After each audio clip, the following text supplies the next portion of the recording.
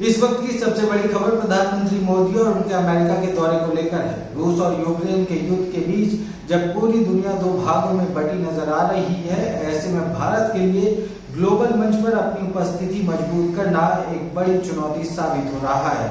लेकिन अपनी दमदार डिप्लोमेसी के दम पर प्रधानमंत्री मोदी दुनिया के इस पावर बैलेंस में मजबूती से भारत का पक्ष रखते नजर आते हैं।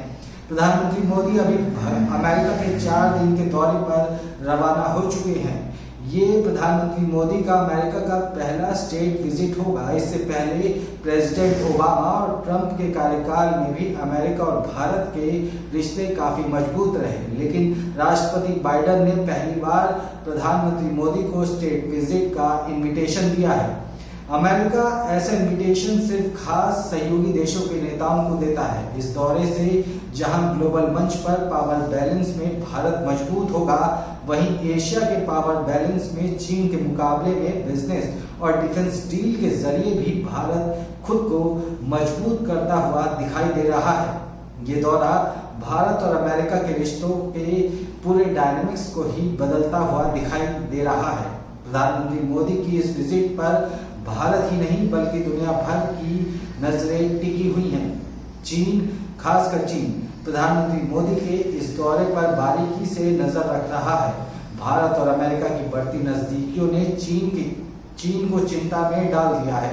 अपनी चिंता को छिपाने के लिए चीन इस तरह की बातें कहता हुआ नजर आ रहा है कि अमेरिका और भारत के रिश्ते कभी चीन और भारत के रिश्तों के जैसे नहीं हो सकते हैं और दोनों के बीच व्यापार चीन जितना नहीं बढ़ सकता है। ग्लोबल स्तर पर बढ़ते भारत के कद को देखते हुए अमेरिका के लीडर भी प्रधानमंत्री मोदी के इस दौरे को लेकर काफी उत्साहित है। कई नेताओं ने इस विजिट को लेकर अपनी उत्सुकता जाहिर भी की है। प्रधानमंत्री मोदी के इस दौरे पर दोनों देशों के बीच डिफेंस, बिजनेस, टेक्नोलॉजी और स्ट्रेटेजिक डील्स होंगी। इस दौरे में डिफेंस डील सबसे अहम मानी जा रही है। प्रधानमंत्री मोदी के इस दौरे पर भारत अमेरिका के बीच भारत को सुपर पावर बनाने वाली अब तक की सबसे बड़ी डिफेंस डील होने वाली है। इससे भारत की ताकत कई गुना बढ़ जाएगी। अमेरिकी प्रीडेटर ड्रोन भारत को सौंपा जा सकता है, यानी कि अमेरिकी प्रीडेटर ड्रोन को लेकर ये डील हो सकती है। ये ड्रोन जो है का बेहद खतरनाक है और माना जा रहा है कि प्रधानमंत्री मोदी प्रीडेटर ड्रोन की खरीद की $3 बिलियन की इस डील का ऐलान कर सकते हैं। अमेरिका का बेहद खतरनाक ड्रोन 1200 किलोमीटर तक मार करने की क्षमता रखता है। तालिबान और ISIS के खिलाफ अमेरिका ने इस ड्रोन के जरिए अचूक हमले किए हैं। भारत को अपनी लंबी समुद्री सीमा और थल सीमा की निगरानी के लिए भी इस ड्रोन की खास जरूरत है। माना जा रहा है कि डील फाइनल होने के बाद भारतीय नेवी को 14 और वायुसेना को 8 ड्रोन मिलेंगे। चीन के साथ हिंद महासागर में चल रहे पावर गेम के लिहाज से ये ड्रोन भारत के लिए काफी अहम साबित होंगे। हिंद महासागर में इनकी तैनाती से इंडियन नेवी को चीनी मंसूबे फेल करने में आसानी होगी। साथ ही चीन पर निगरानी रखने और बढ़ चढ़कर अपने मिशन को चलाने में भी नेवी को मदद मिलेगी। प्रधानमंत्री मोदी अपने अमेरिकी दौरे पर अमेरिकी कांग्रेस के संयुक्त सत्र को संबोधित करेंगे, यानी कि अमेरिका के लॉ मेकर्स भारत के प्रधानमंत्री के विचार सुनेंगे। इसे लेकर अमेरिकी कांग्रेस के सदस्य काफी उत्साहित भी हैं। कांग्रेस मेंबर शीला जैक्सन ली का कहना है कि दुनिया के सबसे बड़े और सबसे पुराने लोकतंत्र के नेता के आगमन पर उन्हें काफी खुशी है। उन्होंने आगे कहा कि अमेरिका उन सभी समाधानों पर काम करने के लिए तैयार है जो साथ मिलकर किए जा सकते हैं।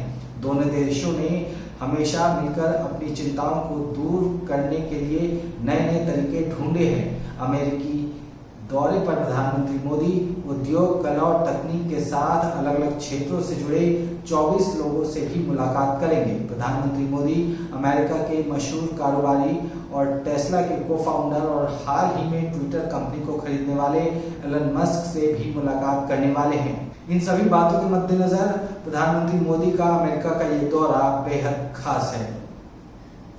खबरों में आगे बढ़ते हैं और बात करते हैं मणिपुर की।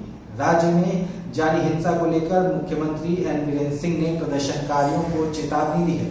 मीडिया से बात करते हुए मुख्यमंत्री ने कहा है कि अगर प्रदर्शनकारी तुरंत प्रभाव से राज्य में हिंसा नहीं रोकते हैं तो सरकार उनके खिलाफ कड़े कदम उठाएगी। इसके जो भी परिणाम होंगे वो किसी के लिए अच्छे नहीं होंगे। मणिपुर में पिछले महीने से मेइती और कुकी समुदाय के लोगों के बीच जातीय हिंसा भड़की हुई है। इस हिंसा में अब तक 100 से ज्यादा लोगों की मौत हो चुकी है। राज्य में शांति बहाल करने के लिए सेना और अर्धसैनिक बलों को तैनात किया गया है, लेकिन रविवार को हुई हिंसा में एक सैनिक घायल हो गया। इसके बाद मुख्यमंत्री ने अपनी प्रतिक्रिया दी। रविवार को हुई हिंसा में अर्धसैनिक बल के सैनिक के घायल होने के बाद मुख्यमंत्री एन बीरेन सिंह ने सीधे तौर पर चेतावनी दी है कि जो भी लोग हिंसा को बढ़ावा दे रहे हैं, हिंसा में शामिल हैं, वो इसके परिणाम भुगतने के लिए तैयार रहें। उन्होंने कहा कि मैं हथियार थामे हुए लोगों से अपील करता हूं कि वे किसी पर हमला ना करें और शांति बनाए रखें, जिससे हम राज्य में सामान्य हालात बहाल कर सकें। बता दें कि मणिपुर में पिछले कई दिनों से हिंसा का माहौल बना हुआ है। दोनों जातियों के बीच हिंसा भड़कने से प्रदेश में तनाव का माहौल बना हुआ है। कुछ दिन पहले प्रदर्शनकारियों ने केंद्रीय विदेश राज्य मंत्री आर के रंजन सिंह के इम्फाल स्थित घर पर पेट्रोल बम से हमला किया था। हालांकि इस घटना में कोई हताहत नहीं हुआ, लेकिन उनका घर जल गया था। पिछले 45 दिन से हिंसा की आग में सुलग रहे मणिपुर पर एक रिटायर्ड शीर्ष सैन्य अधिकारी ने अपने राज्य मणिपुर की तुलना युद्धग्रस्त लीबिया, लेबनान और सीरिया से की है। Retired lieutenant general L Nishikant Singh ने ट्वीट किया कि मैं मणिपुर का एक साधारण भारतीय हूं जो सेवानिवृत्त जीवन जी रहा है। राज्य अब स्टेटलेस है। जीवन और संपत्ति किसी के द्वारा कभी भी नष्ट की जा सकती है, जैसे लीबिया, लेबनान, नाइजीरिया या सीरिया में होता है। उन्होंने कहा कि ऐसा लगता है कि मणिपुर को अपने ही रस में घुलने के लिए छोड़ दिया गया है। क्या कोई सुन रहा है उनकी बात? उनका ये ट्वीट जमकर वायरल हो रहा है। वहीं पूर्व सेना प्रमुख वेद प्रकाश मलिक ने एल निशिकांत सिंह के पोस्ट को रिट्वीट किया और कहा कि मणिपुर से एक रिटायर्ड लेफ्टिनेंट जनरल का दर्द साफ झलक रहा है। उन्होंने कहा कि मणिपुर में कानून और व्यवस्था की स्थिति पर तत्काल ध्यान देने की जरूरत है। मलिक ने अपने ट्वीट में प्रधानमंत्री मोदी, गृह मंत्री अमित शाह और रक्षा मंत्री राजनाथ सिंह को टैग भी किया है। आगे बात करते हैं लोकसभा चुनावों में बीजेपी और नरेंद्र मोदी को सत्ता से बेदखल करने के लिए बिहार में सीएम नीतीश कुमार विपक्षी पार्टियों की एकजुटता वाली बैठक करने जा रहे हैं। 23 जून को ये बैठक पटना में होगी, लेकिन बैठक से पहले ही सभी दल इस बैठक के जरिए अपना अपना एजेंडा साधने में जुट गए हैं। साथ ही अपने अलग अलग पोस्टर लगाकर खुद को दूसरे से ज्यादा महत्वपूर्ण दिखाने की कोशिश कर रहे हैं। फिलहाल बिहार में लगाए गए सपा अध्यक्ष अखिलेश यादव और आम आदमी पार्टी के अरविंद केजरीवाल के पोस्टर और उनके बयानों से यही साबित हो रहा है। पटना के इनकम टैक्स चौराहे पर लगे आम आदमी पार्टी के जो पोस्टर हैं उनमें अरविंद केजरीवाल को देश का लाल लिखा गया है। वहीं अध्यादेश के जरिए गठित एनसीसीएसए की पहली बैठक करने के बाद सीएम अरविंद केजरीवाल ने प्रेस कॉन्फ्रेंस कर दावा किया कि 23 जून को पटना में जो विपक्ष की मीटिंग होने वाली है उसमें पहला एजेंडा दिल्ली के लिए लाया गया अध्यादेश ही होगा। वहीं सपा की तरफ से विपक्षी बैठक का अलग से पोस्टर लगाया गया है। इस पोस्टर में नीतीश और तेजस्वी के अलावा विपक्षी पार्टी के किसी और नेता का फोटो नहीं है। इस स्वागत पोस्टर में लिखा गया है कि अखिलेश यादव विपक्षी दलों से अपील कर रहे हैं कि आओ मिलकर संकल्प करें, देश बीजेपी मुक्त करें। वो बेरोजगारी, दंगाई और महंगाई जैसे मुद्दों के खिलाफ सबको एकजुट करने की अपील कर रहे हैं। केजरीवाल केंद्र के अध्यादेश के खिलाफ अलग अलग राजनीतिक दलों से मुलाकात कर रहे हैं, लेकिन अभी तक उन्हें कांग्रेस से मुलाकात का समय नहीं मिल पाया है। इस बीच उन्होंने ऐलान कर दिया है कि विपक्षी दलों की बैठक में अध्यादेश ही सबसे पहला और बड़ा एजेंडा होगा। केजरीवाल से जब पूछा गया कि अध्यादेश को लेकर आम आदमी पार्टी की बात पर कांग्रेस क्या कहती है, क्या कांग्रेस उनका समर्थन करती है या नहीं, इस पर केजरीवाल ने जवाब दिया कि विपक्षी दलों की बैठक में सारी पार्टियां कांग्रेस से पूछेंगी कि वो अपना स्टैंड बताएं। उस मीटिंग का सबसे पहला एजेंडा अध्यादेश ही होगा।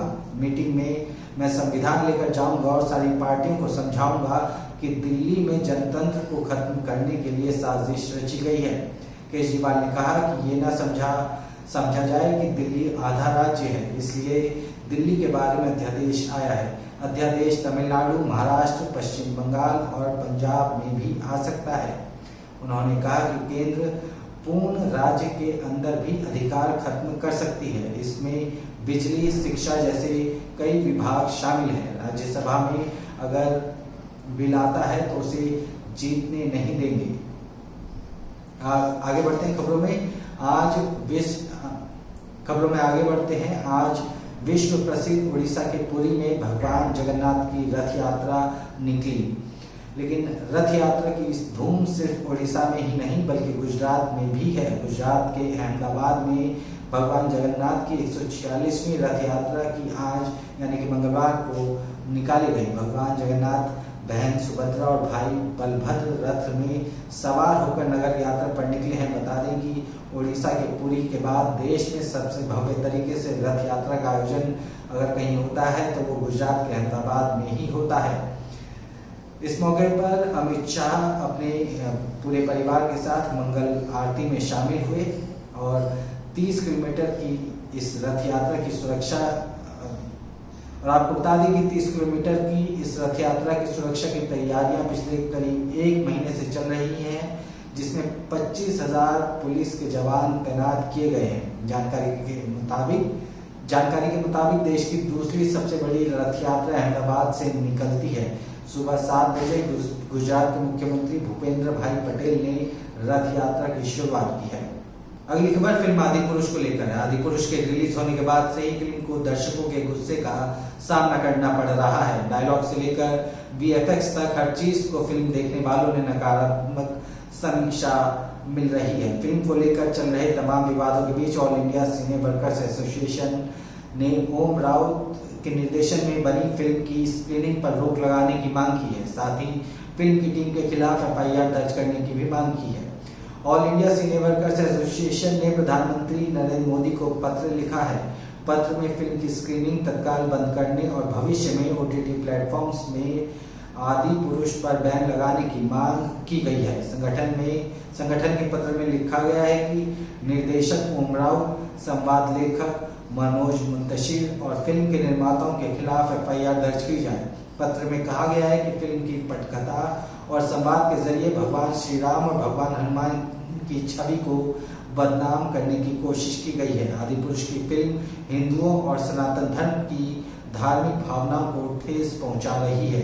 कहा गया है कि प्रभास, कीर्ति सुनोन और सैफ अली खान को भारतीय सिनेमा के इतिहास में बनी इस तरह की शर्मनाक फिल्म का हिस्सा नहीं होना चाहिए था। आपको बता दें कि ये पहली बार है जब ऑल इंडिया सिने वर्कर्स एसोसिएशन किसी फिल्म को बैन करने के साथ साथ उसके लेखक और निर्माताओं पर केस दर्ज करने की मांग कर रहे हैं। तो फिलहाल के लिए इतना ही।